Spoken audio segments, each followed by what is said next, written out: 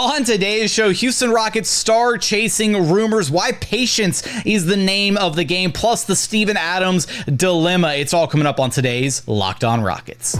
This is Mission Control, Houston. Ignition sequence start. 6, 5, 4, 3, 2, 1.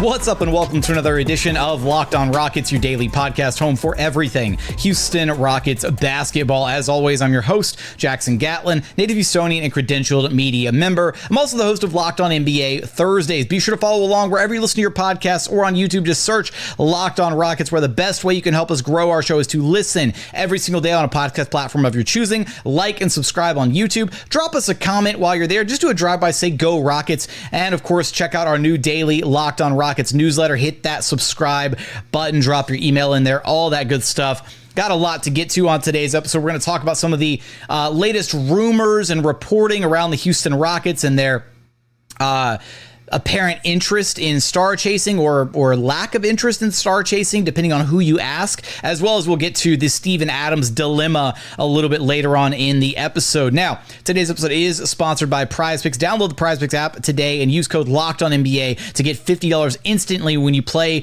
$5. You don't even need to win to receive the $50 bonus. It's guaranteed. PrizePicks, run your game. And as always, thanks so much for making Locked On Rockets part of your day every single day, whether it's on your way to work, on your lunch break, in the gym. Thank you so much for being an everydayer. Joining us now is your weekly co-host, none other than the podfather himself, Rockets Wire editor and host of the Logger Line podcast, Ben DuBose. You can track down on Twitter at Ben DuBose. And Ben, there's been a lot of chatter this season about the Rockets and their reported interest, or maybe lack thereof, because we've heard it both ways, right? That the Rockets are, they're itching to pull the trigger and trade for a star level player, like a 1A type guy to help lead this team. But then there's also reports suggesting that the Rockets are totally fine standing pat, doing nothing, and starting the conversation right there. I mean, when you take a look at the lay of the land, the stars that would be conceivably available based on how poorly their teams are doing or past grievances with their organization, whatever, like none of the stars, honestly, to me, move the needle for this Rockets team or make sense for this team to, I guess, cash in on, right? Like you look at guys like Embiid right now with the 76ers, like that's kind of a whole dumpster fire situation. Kevin Durant, too old, too over the hill, and the Suns are actually playing well this season, so that's kind of out the window. Giannis was the big one that we discussed recently, and I don't know about you, but watching the Rockets play against the Bucks reminded me just how much I hate Giannis's play style. He literally just crashes into guys, and it's just downhill bully ball. There's no skill. 7 feet tall, no skill. All he does is run and dunk, right? Shout out to James Harden. I just, at this point, what do you make of the star chasing kind of rumors and, how this conversation pertains to the Houston Rockets? I think people have forgotten that the star chasing is a backup plan. It's a good plan B, but it's not plan A. Plan A is that you build a sustainable contender organically, and you're off to a 10-5 start. Alperen Sengun is playing like an all-star again. Amen Thompson and Tari Eason have shown flashes of doing that. If you can build a contender organically, that's the dream scenario, because these guys are all in their low 20s. You can keep this team together for a generation, like what we're seeing in Denver, the way they slowly built with Nikola Jokic, Jamal Murray, Michael Porter Jr.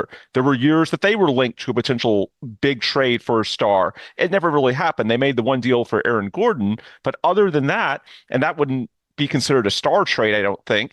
They generally built organically, and now they've got a sustainable contender, or at least sustainable as long as they're willing to pay the luxury tax and whatnot. So certainly eat at Landry's if you want to go that model for the Rockets, but I think that's plan A, and people have forgotten it. There's so much talk about star chasing, but that's in the event that the team as is does not take the next step.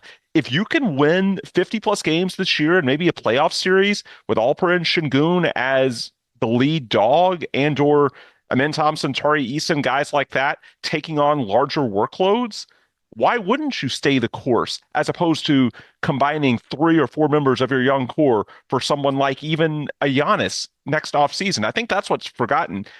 the star chasing is a good backup plan. If it doesn't work out organically, then you need to be able to pivot to something else. And so the Rockets have done a good job setting themselves up with trade assets, the young core, things they can package. But ideally, you don't want to trade multiple 20-somethings for a guy who's going to be 30 years old next month in Giannis. You want to keep this team together and build it organically if you can. That's plan A. I don't know that it's going to work out, but I do agree with what the Rockets have done, which is by the extensions they gave to Jalen and Sengun prior to the year, I think what that tells us is that Rafael Stone and the Rockets front office is not anticipating a big fish to shake free by this year's deadline, because Jalen and Sengun are largely untradeable. Not totally untradeable, but it's pretty difficult, especially with second apron teams. And so I think by the Rockets pushing this to next summer, I think it's their read of the market that that's the likely time that one of these top tier guys comes available. But also they realize the benefit of getting another year to evaluate their internal options themselves. And ideally, if the Rockets finish this year the way they have started with a 50-plus win pace and being a serious team in the playoffs, then perhaps you don't even have to go down this road at all. It very much felt like, right, last year was year one. It was Ime's chance to get in, get to know these guys, try to establish relationships, figure out what he was working with, right, try to instill his principles. Now we're in year two, where obviously the expectations have shifted a little bit more. They did miss the play-in tournament last year. Now they're playing like, potentially a top 5, top 6 team in the entire NBA, at stretches so far this season. They've looked really, really good.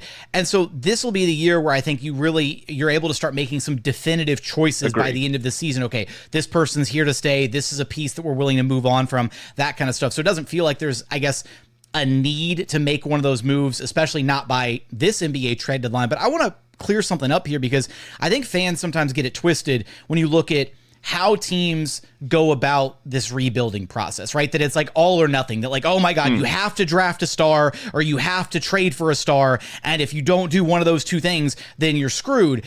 This Rockets team has the ability and the time right now to be a little patient. And what you can do, right, is we talk about like the teams that try to do like the treadmill of mediocrity stuff, and like the Bulls, right? They made the trades and they got stuck. They were like a middling team in a bad Eastern Conference, and now they've got a very bleak future. They've got a couple young pieces here and there, but it's really an uninspiring future right now for the Chicago Bulls, because they went all in on Vucevic, and they had this Zach LaVine, Vucevic, DeMar DeRozan weird kind of mix and mash of like veteran players. That's what you don't want. Now, with the Rockets, with their plethora of young talent, right? 7 core young pieces, the, miscellaneous vets around those guys. If you get to be a team that is, a top, flirting with top 6 or flirting at the top of the play-in bracket, we don't know how the season's ultimately going to shake out. Maybe the Rockets regress a little bit. Maybe they don't. Maybe they look like a top 6 team all season.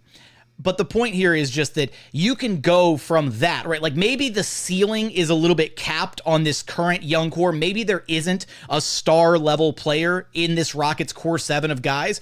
That's okay. I heard the analogy the other day on one of the national pods that the Rockets have like a bunch of like B- guys. Like they're like an honor roll, they've got like an honor roll report card, but it's like a bunch of B-, right? No A+, no A's, whatever.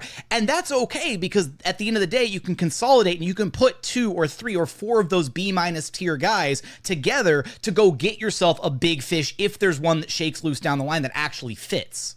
Yeah, and I think the key is to push back that timeline as long as you can. And so if you're taking the next step this year and you can buy until next off season, maybe into the following season, then it's going to be much more likely that some of these guys potentially come available. I know we'll get into potential targets in a few minutes, but we know the Rockets are keeping an eye on the Phoenix Suns. I think Devin Booker in particular. Look, the longer you can play this out, the more likely you are to see a team like that go through some sort of age-related decline. It's not going to happen by February, I don't think, but if you can stretch it into the off season, into next season, then I think there could be a much more realistic opportunity to strike there. And so by waiting, not only does the market get better externally, but internally, you buy yourself more time to evaluate your core 7. And so in terms of prioritizing, who do you keep? Who's the trade asset? Who do we feel might turn into a star organically? These could emerge from that B or B- pack, as you put it.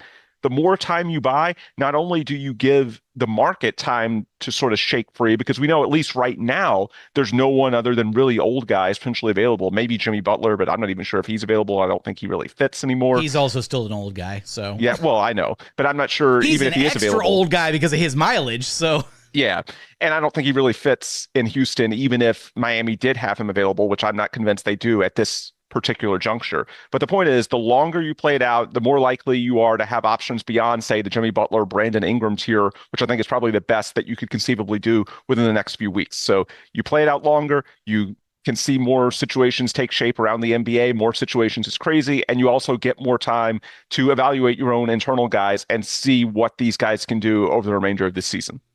Are there any viable star players that would make sense for this Houston Rockets team? We'll take a look at that. We'll take a look at some of the evaluations of the Rockets core 7 so far, and we got to get to the Steven Adams dilemma. We're going to get there in just one moment.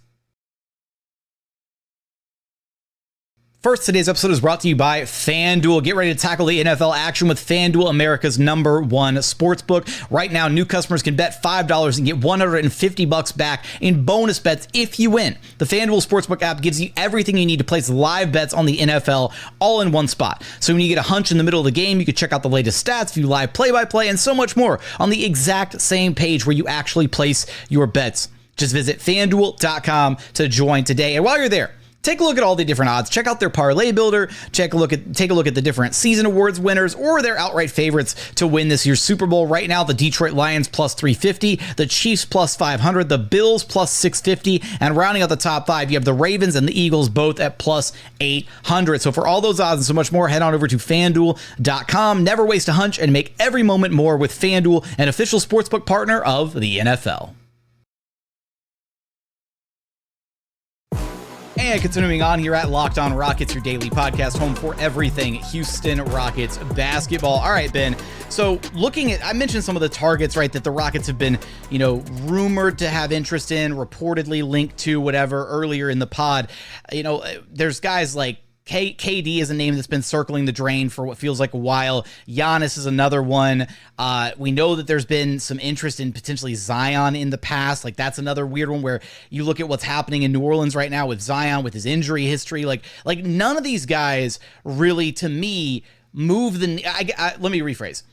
These guys are all clearly needle movers when they're healthy, but they all also come with some level of baggage or problems or injury history or age. And it's all these different components, which is why a lot of these guys would be conceivably available in the first place. The one name on this list, though, that was a big fish this past summer, that got contract extended and is now sitting in the depths of Utah is Lauri Markkanen. He's a guy that I think would be a really interesting target for this Rockets team, especially if they decide that they really do feel strongly about Alperen Sengun being one of their, cornerstone pieces moving forward. I feel like Markkanen would be a great complement to Sengun in the front court.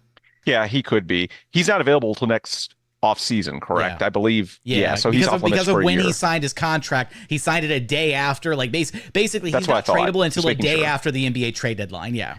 Yeah. I think, it's important to remember that all of this is a sliding scale. So I was told pretty firmly in the offseason that the KD interest was way overblown, that they didn't view him as being in timeline alignment. The same can be said for Paul George. I know they did some legwork on that, and you speculated on that after last season ended. And they did go down that road a little bit, sort of poking around and doing some homework. But ultimately, they concluded he was just a couple of years too old for the young core they have in place. And when they truly view their contending window opening in terms of winning a title, well, KD's a year or two older than Paul George. So if the price is what I'm pretty sure it would be, I don't see the Rockets being willing to dip substantially into their young core. Now, if it were, for whatever reason, to be substantially lower to where, the Rockets could just use those future Phoenix picks and, Fred VanVleet as matching salary or Dillon Brooks and Jock Landale, something like that, maybe. But I have a tough time seeing why that would make sense for Phoenix at any point in the near future. I mean, KD is playing at a high enough level that even if things do go sideways, I know they've lost, I think, 4 straight games as of our recording time. Look, even if they do go haywire a little bit or KD is injured, well, I mean, if KD is injured, why are you interested in trading for him in that scenario? And if the Suns go off the rails, I still think he's shown enough when he's out there that they can probably do better than a package that's, largely draft capital and not giving a proven young commodity or somewhat proven young commodity in the case of the Rockets core seven. So theoretically, I don't think that you would totally rule out even a KD or a Jimmy Butler. It's just when you get to the practical side of things, it becomes very difficult for me to see a deal that makes sense for both sides. I think the Rockets, if they're a 50-plus win team, then it's not insane that you could make some noise this year. So if they get to January, February, and this team looks like it does right now and stays in the top 4, top 5 of the West, then sure, in theory, you can make a case and say, hey, we're this good already. What if we add someone like that?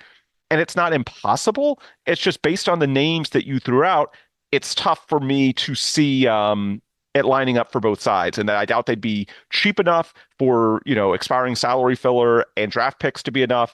And I don't think that they would put the Rockets so over the top in terms of literally winning a championship next season that it would be worth, say, removing a 22-year-old Alperen Sengun or a 21-year-old Amen Thompson, something like that, in order to bring one of those big fish in. So that's why I don't really see anything on the market right now that tempts me so much. I could see Markkanen in some extreme scenarios. I could see Giannis, but those are next offseason at the earliest. In terms of this year's market, I don't see it. And again, I think the Rockets honestly prefer that because with the extensions making Green and Sengun almost unmovable, and with them playing as well as they are already, to me, the ideal scenario for this year now, unless somebody just comes completely off the radar available, is for the Rockets to use this year to gather more information and then make the harder decisions next summer.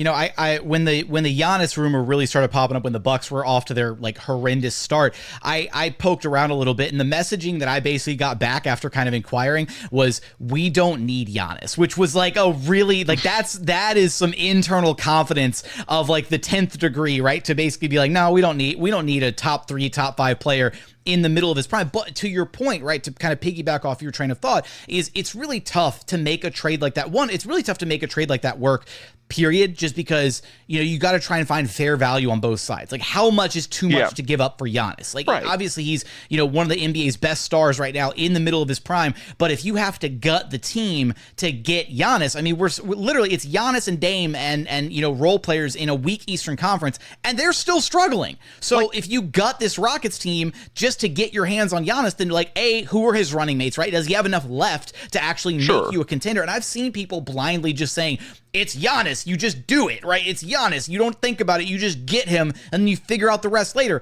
No, it's that kind of move that will screw you over and then land you back in NBA purgatory. Look, I don't think you can expect him to realistically be MVP level Giannis for more than 4 more years tops. I don't want to go down the road of assuming that the current LeBron James trajectory is going to be the same for every star. Until proven otherwise, I think LeBron is an outlier on so many levels. I think mid-30s historically, and even in the recent past for most of these guys, is when you start seeing some age-related decline, oftentimes significantly. Giannis turns 30 next month. So you're looking at realistically about a 4-year window if you acquired him next off season, and he'd be turning 31 in December of your first season with him. So you would be substantially reducing what looks like your contending window the way it is right now with the young core developing versus you acquire Giannis and then you go all in on the next 3 or 4 years. And, you're probably not ready to do that in season 1 because you still got to try and optimize your roster around him. So it might take until year 2, build chemistry, stuff like that. So maybe it's just a 3-year window. In all honesty, we've seen a lot of these big trades. It takes until year 2 for the team to actually get to that contending level. So you are really shortening your time frame. And so there are scenarios where it's worth it. But again, it's not plan A. The way I look at Giannis, it's a good plan B. It's a stimulus measure, but ideally you don't need the stimulus. Ideally, based on what we've seen thus far, if you can win at a high level and keep getting better, then you don't need to put together this massive asset package to consolidate both the depth of your young core and your future pipeline in terms of, churning out cheap role players as your team gets more expensive. You'd be losing your ability to do that by giving up all these draft picks in a Giannis deal. So it's important to remember that while it's a good plan, it's plan B. it's not the optimal. Plan A is that things work out internally, organically, and that you can build a contender with the core seven and with Fred and Dillon and complementary roles potentially. So I think that's what they're hoping for. We'll see if it happens, but I think that's the focus right now, especially with Jalen and Sengun being largely untradeable this year. Use the next few months to gather as much data as you can, hope for the best. So far, so good. And then if it doesn't work out, we can, have the harder conversations by the time we get to May and June next summer. Yeah, I would put the likelihood of the Rockets swinging any kind of a big trade, mid-season, whatever, at the deadline this year at basically as close to zero as possible. I'm not going to completely rule it out, but again, these types of big swings, especially when you're factoring in star players who usually it's, sometimes you're looking at a 3-for-1 or a 4-for-1 kind of deal, depending on, the salary matching and just everything going on. And that's really tough to facilitate in season when you have roster crunches and stuff like that, where you've got a match number of players coming in and out and all these different things. The other thing that I would point to, though, is obviously, we've highlighted it here. This season is about gathering this data and hopefully, right, one or two or multiple of these, Rockets young guys emerge, take steps forward. Sengun absolutely looks like an all-star again this season, but does he plateau this year and kind of look more or less like he did last year? He's improved dramatically on the defensive side of the ball. There's certain areas of his game that he clearly has gotten better in. The rebounding is another department, but is he going to continue to elevate his game? Is he good enough to become, right, your true blue 1A guy on a contender? And hopefully we have a pretty confident answer in that, or to that question, by the end of this season. But two of the other names, though, that I cannot take my eyes off of, and these are going to be two of the guys that I'm absolutely going to be keeping an eye on next summer as it relates to the Rockets: De'Aaron Fox and Devin Booker. Those are two guys. With the Sacramento Kings, they went all in with DeMar DeRozan, and they've had a bit of a shaky start to this season. I wasn't a big fan of the fit with DeMar DeRozan joining Fox and Sabonis in Sacramento. Kind of thought that got them away from what they were doing with the high-octane three-point volume and their two-man game between Fox and Sabonis. And then Booker makes perfect sense, right? And that's, a lead guard, a guy that can be your number one scoring option, can easily, you can envision him fitting alongside, some of the other young Rockets core pretty seamlessly. Those two names would be two guys that I think if the Rockets get to next offseason and internally within the core seven, they haven't identified, hey, we feel confident that this guy can be the guy that leads us to the promised land, and we have enough supporting, ancillary pieces or other up-and-coming star players around this one guy that we don't feel the need to make a move. If the Rockets were to go all in on somebody, either of those two names I think would help elevate this team to a place where, as it currently stands, you add De'Aaron Fox in place of Fred VanVleet, or you add Devin Booker in place of Jalen Green and keep most of the other pieces more or less the same, and you just forego all that future draft capital. Man, that's a scary looking team in the Western Conference. Yep, and Fox obviously has the Houston ties. I touched on Booker earlier. I think Fox is an interesting case study because I've heard him thrown out a lot by people inside the building as a comp for Jalen Green. These last couple of years, when we've been a little concerned about the lack of efficiency, Fox is someone that they pointed to of a guard, not quite the same archetype, but there are a lot of similarities when it comes to the burst, the speed, and sort of feeling out on their drives how they can best optimize that skill set. And it took Fox until year 4, year 5, year 6 to get to the type of player he is right now. And so now that Jalen's in year 4, I know there's a lot of high expectations on him internally. We know the Rockets have them themselves. That's why they gave him the contract. If it doesn't work out for one reason or another, and I know the efficiency's not there yet through the first 15 games, then we know that this is a player in De'Aaron Fox that internally they've looked at as, on at least some levels, a comparable. So you could do a lot of the same things, but at an upgraded level, should he come available. So, Booker, I think it's a slam dunk. It's pretty obvious that the Rockets have been targeting him for some time and keeping their eye on him. Fox, low key, especially if things go sideways in Sacramento. We know he hasn't signed the extension yet. I could see that working out as well. I think, generally speaking, the way I break it down, I would say there's 3 potential outcomes for this season. And they're probably going to be in the middle ground, which makes it murkier. But let's say, 41 and 41 or worse, they don't take a step forward. That's where I think you're all in on the stimulus. Maybe it's not Giannis, maybe it's a tier below. But at that point, if you can't break forward this year, even after this great start and all the signs we've seen to this point, then that's where you say, you know what, the stimulus is worth it. Even if we're potentially shortening our window a little bit, we've just got to get credibility. We've got to avoid the mediocrity treadmill. If, on the other hand, you win 50 plus and maybe a playoff series as well, then so many things have gone right for you to get to that level in the tough Western Conference that I don't think you need the stimulus. I think you just stay the course and trust the process. And then it's that middle ground where let's say you win 45, 46, 47 games and maybe you're a 7-8 seed, maybe you get into, the playoffs by winning the play-in tournament, maybe you're like a 6 seed but you get bounced in round 1. That's the really tricky scenario where, if you squint hard enough, you can, say, hey, this team did improve from last year, maybe we just run it back. But you also say, hey, we're not quite at that top tier yet, and we don't know if we have a him. So it also depends on not just the record, but obviously, certain individuals. Who takes the leap? Who doesn't? Do you feel like by, 6 months from now that you clearly have the alpha or something close to that on a contending level team? So there's a lot of little variables, but the way I sort of break it down is that, around where you were last year, you definitely want a stimulus next offseason. If you take a big jump and you stay on this 50-plus win pace, you probably don't need one.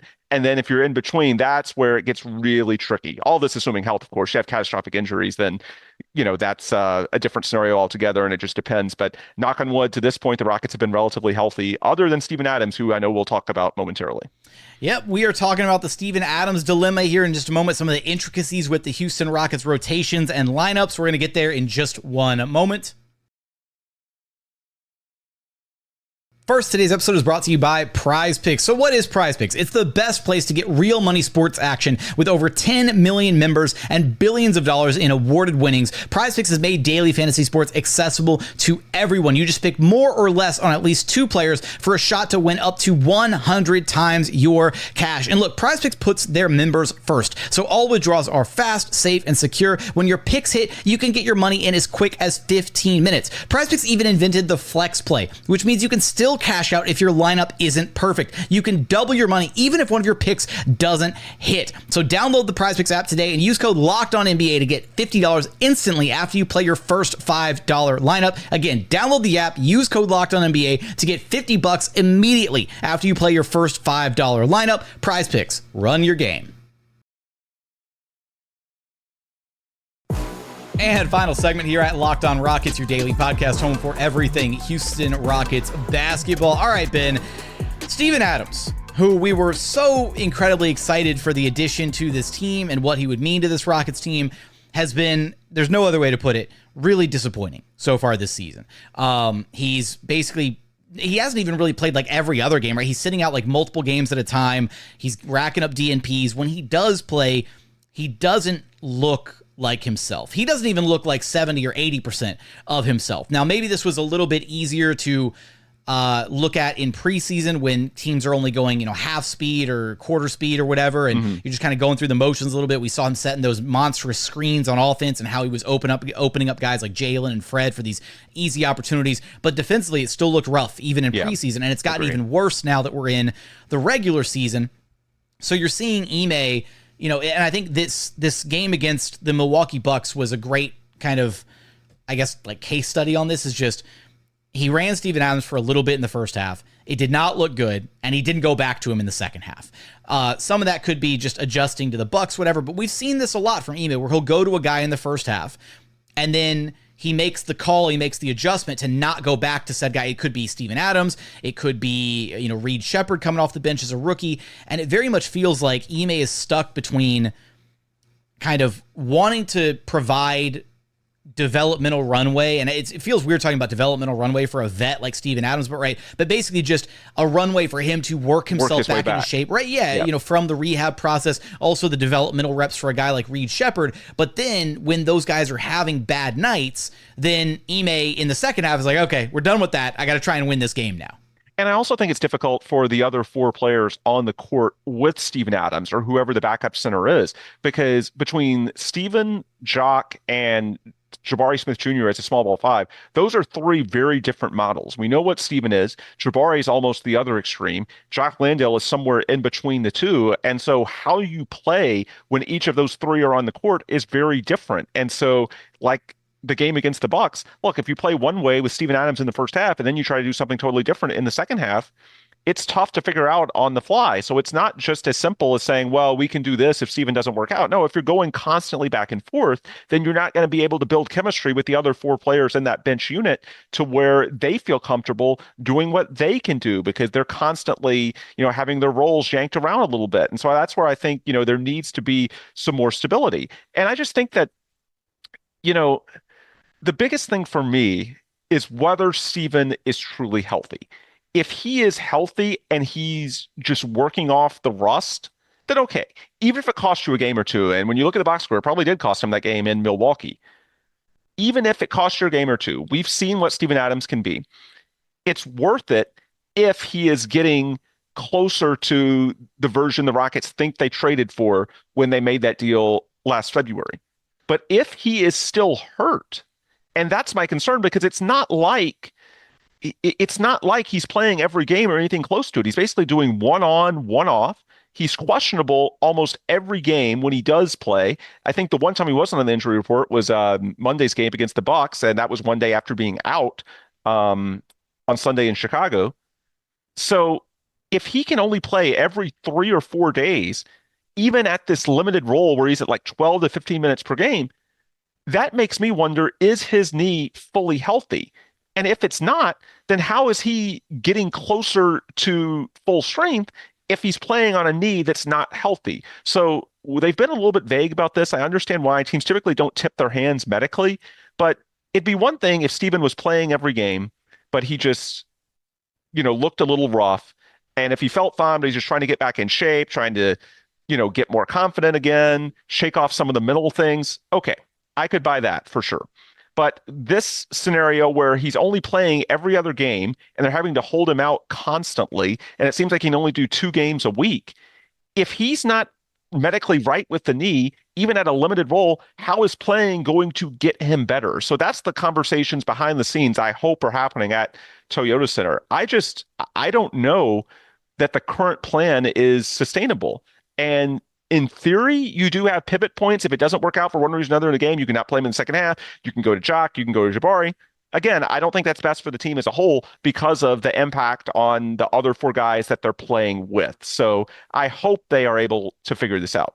Yeah, because look, a healthy Steven Adams or a Steven Adams that's even, 70% of what he was pre-injury, whatever, that would be a great benefit to this Rockets team. He provides something that no other player on this Rockets roster has from a physicality standpoint, from a rebounding standpoint, even his offensive impact, right? The screening, the passing, which is completely underrated. He brings a lot to the table, and he's another great veteran piece to have on this team. But for all the points you already illustrated, like, it just feels like it's almost at this point a disservice to his teammates. It's maybe even a disservice to him to keep trotting him out 1 or 2 games out of the week where he can't really establish a rhythm. He doesn't really know, okay, am I part of the rotation? Am I not part of the rotation, right? It makes it harder on those other guys, Jock, Jabari, to understand where they're going to get their minutes on a nightly basis. I'd much rather at this point just see the Rockets completely either fully commit to Jock Landale, like as the go-to backup 5 until Steven Adams is fully healthy, because it doesn't look like he's fully healthy at this point. That's the problem with them being intentionally vague about it, is even if we do ask, they'll probably be like, oh yeah, he's healthy, we're just being cautious, right? And it's like, okay, well. Well, and speaking of Jock Landale, look at his season a year ago. We know he was coming off the offseason ankle injury. It was clear early on that he wasn't right, and so they basically shut him down, took him out of the rotation for a couple of months, and then he came back around the All-Star break in February and was a completely different player to finish the season. And honestly, you mentioned it being a disservice to Steven. It sort of is, because Steven's going to be a free agent next summer. And I think Steven's value would be much better suited to have, a 2 or 3 month sample where he's at close to his peak, or at least consistently out there in a backup center role, than doing what amounts to a hodgepodge right now of on again, off again. He plays every 3 or 4 games, but can't really get in a rhythm. And it's also not just about him. It's about the guys he's playing with. I'm not saying for sure the Rockets need to go down that road, but we're a month into the season. If he can't consistently play, back-to-backs are one thing. I get it if, coming off a year-long absence and missing a season due to knee surgery, if they don't want to do back-to-backs. But if even, say, a Monday and a Wednesday night is too much, and for the most part, to this point in the season, it has been, then what are we doing? Like, that's the question that I would ask. How does that benefit the Rockets? And how does that even benefit Steven? Because that's not going to bolster his market when he's a free agent next offseason. To me, the best case for both, if his knee can't even handle, say, 3 games a week, even if they're spaced out, because I don't think he's had a 3 games in a week span yet. If he can't handle that, then how in the world is he going to move well enough defensively to survive against elite NBA players? I just don't see it. So maybe we're a month in now and he wasn't on the injury report Monday in Milwaukee. Maybe that maybe the corner is being turned a little bit. We can keep hope alive, but the longer you see him, not just struggling on the court, but then being consistently on the injury reports and being just uncertain in general, the more you just have to ask the hard question, is this guy right? And if he's not right, then it doesn't serve the Rockets and it doesn't serve Steven Adams to keep forcing this. You can just give him some time off and come back to this in a couple of months if it continues down the road that it feels like it's been on the last few weeks. At this point, make Jock Landale the de facto backup 5, matchup dependent. Of course, if there's a matchup that favors having Jabari slide over to the 5, pull him out of the first quarter early, right? Get in the Terror Twins and let Jabari play those backup 5 minutes. But this whole, again, the shuffling, play him for 5 or 6 minutes in the first half, and if he looks bad, then you don't go back to it in the second half. And again, I do think this conversation, while we focused a lot of it on Steven Adams, can also be applied to Reed Sheppard to a much lesser degree. Obviously, the Rockets are trying to not for injury reasons, but obviously the Rockets are trying to win basketball games right now. Thread the needle. But they also want to develop Reed, and they think they can do both at the same time.